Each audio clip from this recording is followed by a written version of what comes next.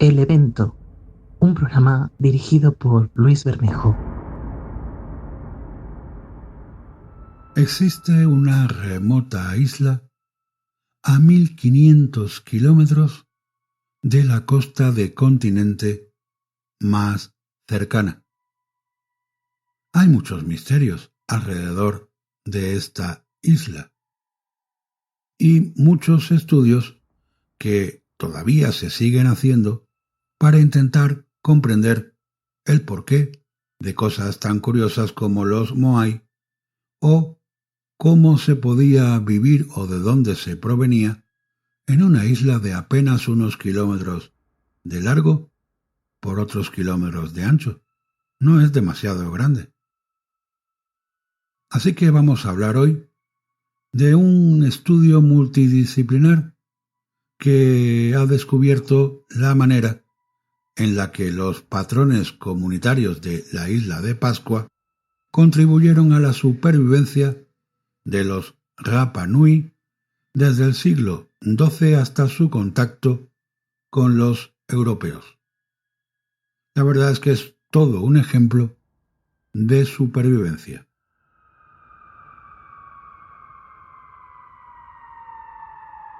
Dos antropólogos de la Universidad de Binghamton, Carl Lippo y Robert Di Napoli, en colaboración con Mark Madsen, del Departamento de Antropología de la Universidad de Washington, Terry Hunt, del Honors College de la Universidad de Houston y la Escuela de Antropología de la Universidad de Arizona, han llevado a cabo un estudio sobre cómo los complejos patrones comunitarios de la isla de Pascua contribuyeron a la supervivencia de sus habitantes desde los siglos XII y XIII hasta el contacto con los europeos en el siglo XVIII. Los resultados de sus investigaciones se recogen en un artículo publicado en la revista PLOS ONE, titulado La estructura de la población impulsa la diversidad cultural en poblaciones finitas, una hipótesis para patrones comunitarios localizados en Rapa Nui, Isla de Pascua, Chile. La isla de Pascua o Rapa Nui, en el idioma local, es uno de los lugares habitados más recónditos del planeta, situado a unos 1500 kilómetros de la costa americana. En forma de triángulo, la isla mide tan solo 22 kilómetros de largo y 10 de ancho en su punto más amplio.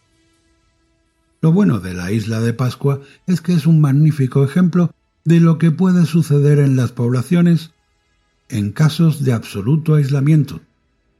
Por lo que hemos visto, una vez que los primeros pobladores llegaron a la isla, eso fue todo. No iban a ir a ningún otro lugar y no había nadie más. Esto lo explica Lippo, profesor de antropología y estudios ambientales en Binghamton. Pero a pesar de su pequeño tamaño, en Rapa Nui vivían múltiples clanes y pequeñas comunidades que mantenían entre ellos una estricta separación, tanto cultural como física. La evidencia arqueológica ha mostrado grandes diferencias, incluso en la fabricación de objetos entre algunas comunidades separadas por tan solo 500 metros de distancia, por ejemplo. Los análisis de ADN e isótopos realizados a los restos de los antiguos habitantes también ha demostrado que estos no se alejaron mucho ni se casaron fuera de su clan. Estas pequeñas comunidades pudieron haber sido un baluarte cultural contra un fenómeno genético conocido como deriva aleatoria, según afirma el estudio. La deriva aleatoria explora la aparición de rasgos en una población a lo largo del tiempo y estudia cómo estos rasgos pueden cambiar. Esto también se aplica a los rasgos culturales, desde palabras y costumbres específicas hasta las formas de fabricar cerámica, por ejemplo. Algunos rasgos se transmiten a las generaciones futuras, otros no, y luego desaparecen. Surgen nuevos rasgos, prácticas o modas, y también persisten o se desvanecen con el tiempo. Recuerda visitar nuestras redes sociales, darle a me gusta, compartir el programa, comentar o preguntar por escrito con un audio sobre los temas tratados o de los que te apetezca. Las cosas cambian potencialmente con el tiempo debido a las diferencias en la forma en que las personas se copian entre sí, explica Di Napoli. Si bien los cambios estéticos pueden no tener un impacto significativo en la viabilidad de una cultura, otro tipo de cambios sí podrían tenerlo. Por ejemplo, si una población es muy pequeña y aislada, algunas tecnologías importantes y estrategias de supervivencia podrían perderse para siempre. Supongamos que mi padre muere antes de poder enseñarme el uso de algún tipo de tecnología importante y que él es la única persona que sabía utilizarla. Algo así podría tener un impacto negativo en una población pequeña y aislada, que nunca va a interactuar con otro grupo de personas que podría volver a introducir esa tecnología en la comunidad. Los investigadores creen que eso es lo que sucedió, por ejemplo, en Tasmania, donde se perdieron algunas prácticas como la pesca que practicaban las poblaciones vecinas en Australia continental.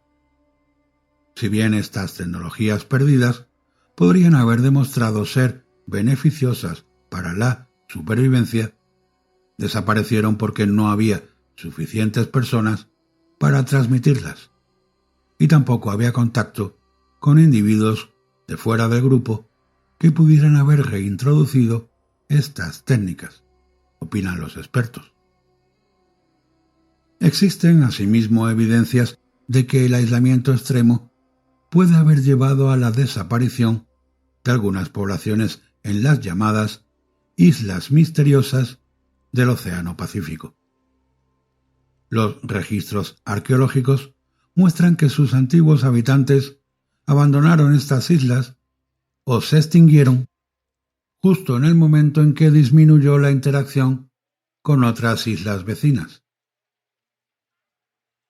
Una hipótesis es que, a medida que esos lugares se vuelven realmente aislados, se hace demasiado difícil vivir allí por la razón que sea, explica Lipo. En los últimos años, los investigadores han construido distintos modelos para estudiar los factores que impulsan los cambios en la diversidad de rasgos culturales a lo largo del tiempo. Un factor importante es la demografía, es decir, la cantidad de personas que intercambian ideas entre sí. Pero la estructura de esa población también es importante. Si bien puede parecer contradictorio, las grandes poblaciones en las que todos interactúan entre ellos pueden experimentar una deriva cultural más fuerte según Di Napoli.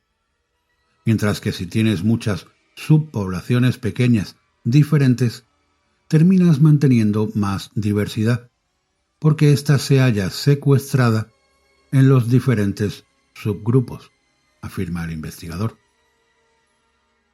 Las poblaciones tradicionales tienden a ser extremadamente conservadoras y evitan el cambio a menos que haya una buena razón para ello. Después de todo, tomar decisiones equivocadas puede acarrear consecuencias nefastas para la comunidad. ¿Realmente quieres aferrarte a algo que funcione? Si decides arriesgarte, plantar cultivos al azar en otro lugar y no funciona, se acabó el juego, concluye Lipo.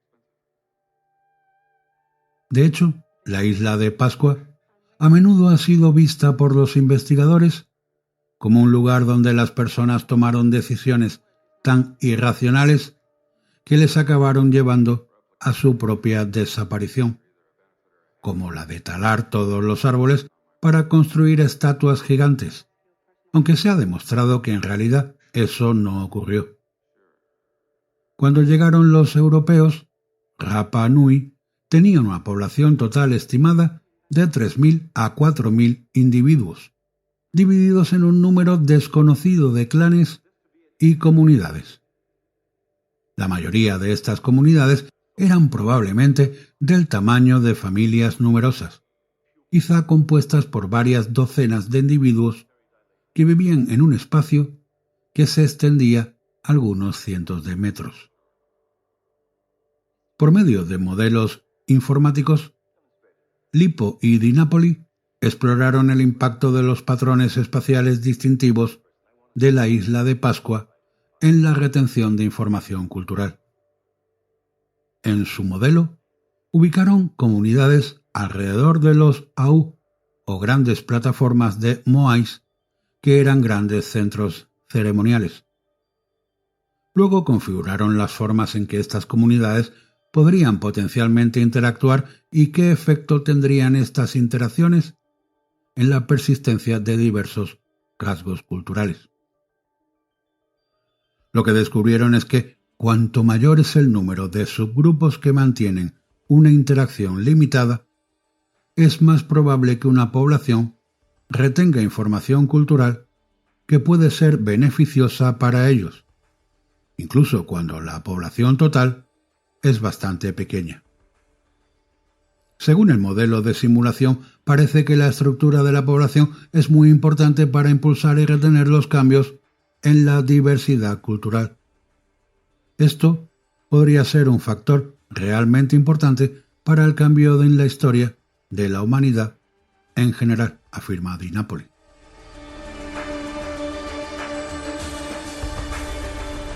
Tras el contacto con los europeos, la enfermedad se cebó en los habitantes de Rapa Nui, muchos de los cuales también fueron esclavizados.